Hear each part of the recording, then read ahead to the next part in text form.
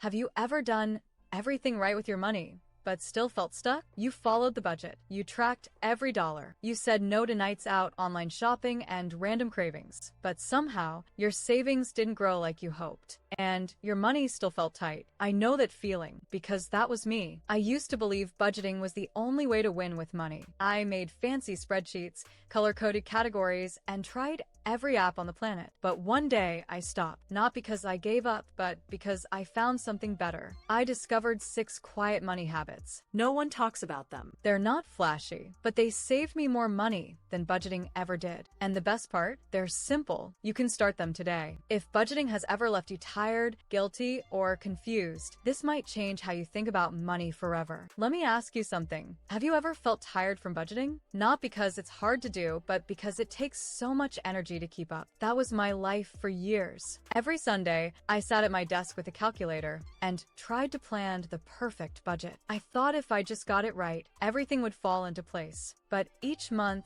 I still felt anxious. I still felt behind. I skipped fun things with friends because they weren't in the plan. I felt guilty if I spent even a little extra. Budgeting became another job, except it didn't pay me. The truth is, you can do everything right and still feel like you're losing. That's when I realized, maybe the problem wasn't me. Maybe it was how I was thinking about money. That moment was the start of a major shift. One that changed everything. Habit 1. I made money boring. This might sound weird, but one of the best things I ever did for my finances was to make money boring. Yes, boring. You know that feeling when you get paid and suddenly your brain wants to make 100 decisions? Should I save this? Should I pay off more debt? Maybe I deserve a little treat? It's exhausting. Every decision becomes a debate. So I stopped deciding. I set up automatic transfers. Now, every time I get paid, my money goes where it needs to go without me touching it. A part goes into savings. A part goes into a small investment account. A part goes into my fun wallet. And the rest? It handles my bills. No more thinking. No more second guessing. I don't even see the money that's already been moved. When you do this,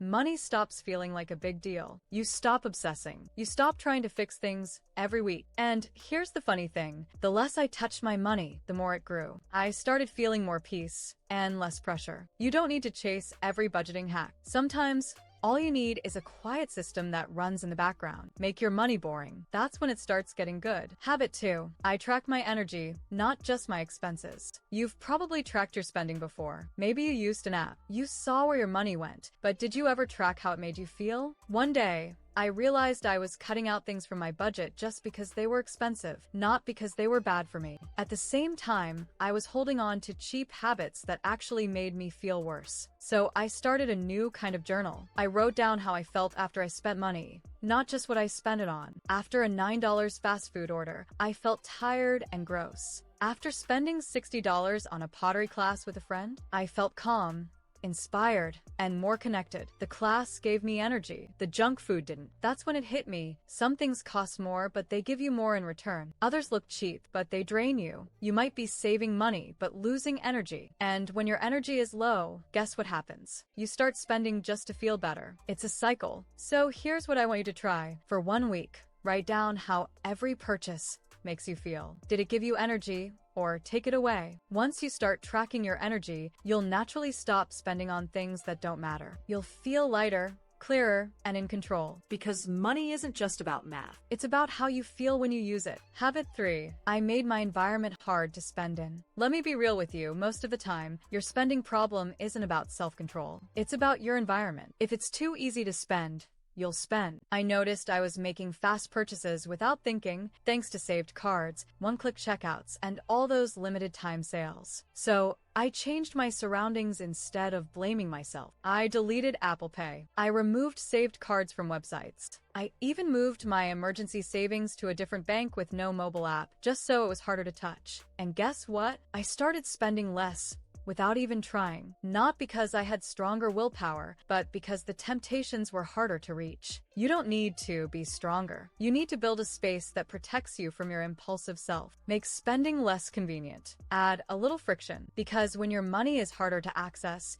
your future becomes easier to protect. Habit 4. I stopped asking, can I afford it? And started asking, is it aligned? For years, every time I wanted to buy something, I'd ask myself, can I afford this? If the answer was yes, I'd usually go for it. But over time, I started noticing a pattern. I could afford things, but I still fell off after buying them. Like I wasn't really moving forward. So I switched the question. Now, before I spend, I ask, is this aligned with the life I'm building? It's a small change, but it changed everything. You can afford a lot of things. A vacation, a new phone, more clothes. But are those things aligned with your goals, your values, your future? Maybe you want to start a business, pay off debt, or take time off work in the future. If something isn't helping you get closer to that life, is it really worth it? This question forces you to pause. It turns spending into a choice, not just a reaction. Try asking yourself this the next time you're about to buy something. Not, can I afford this? But does this fit who I want to become? It's not about restriction. It's about direction. When your money moves in the same direction as your dreams, everything gets clearer. Habit 5. I built a system for future problems. Let's be honest, life never goes exactly as planned. You already know that. Your car breaks down. Your laptop crashes during exams. Someone invites you to a wedding in another city, and suddenly, boom, unexpected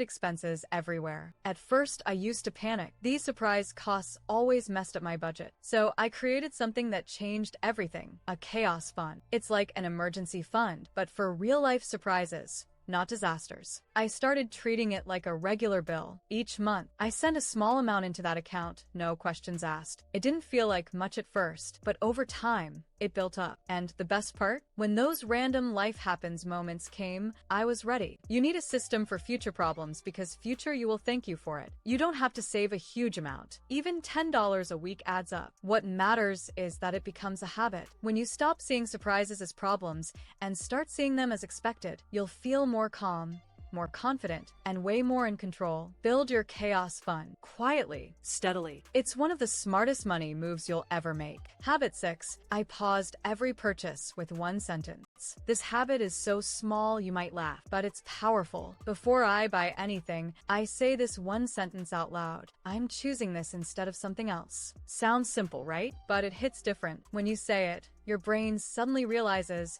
every dollar is a trade-off. You're not just buying coffee, you're choosing it over saving for a trip. You're not just getting new shoes, you're choosing them over paying off your card faster. It's not about guilt, it's about clarity. This sentence creates a pause, and in that pause, you give yourself the power to choose on purpose. Try it this week. Just whisper it before you buy anything. You'll be surprised how often you walk away, not because you're forcing yourself, but because the truth is clearer. Sometimes, a quiet moment is all it takes to protect your future. Once I let go of strict budgeting and focused on these quiet habits, everything changed. In less than a year, I saved more than I had in the last 3. I paid off one of my debts, stopped feeling anxious about unexpected bills, and even took a stress-free break from work. But the biggest shift? I stopped feeling controlled by money and started feeling in control of it. And you can feel that too. You don't need to be perfect. You just need a system that quietly works in the background, even when life gets loud. You don't need a color-coded budget to take control of your money. You need quiet, simple habits that work with your life, not against it. The truth is, financial freedom doesn't come from stress or sacrifice. It comes from clarity, intention, and small choices that add up. Let your results do the talking. Let your life get lighter. Because the most powerful changes in your life, they don't shout, they whisper. And your path to freedom might just begin with something quiet, too. Now, if you want to learn how to achieve financial success, then watch this video next.